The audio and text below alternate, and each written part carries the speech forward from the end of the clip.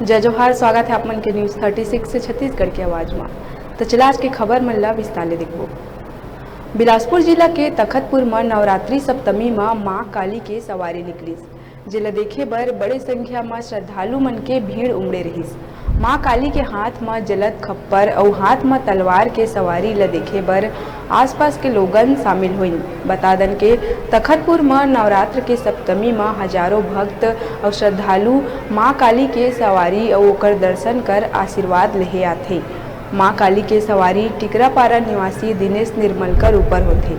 पाछू एक दशक ले दोनों नवरात्र के अवसर में सप्तमी के देवी मां के हाजिरी होते और मां काली के वेशभूषा धारण जलत खप्पर तलवार नींबू श्रृंगार आदि ले तैयार होते। जेकर बाद टिकरापारा निवास ले सफर के शुरुआत कर मंडी चौक होवत मां महामाया काली माता मंदिर ले चंडी देवी के दरबार पहुंच के दर्शन करते। ये तरह पूरा नगर में गश्त फेरा कर वापस ले घर में शांत हो जाते।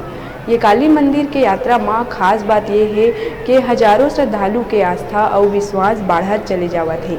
मानो काली माँ के फेरा के बिना नवरात्र के पर्व जिलावासी मन बर फीका होते। यही कारण है कि माँ काली के यात्रा के लोकप्रियता बढ़त चले जावत है।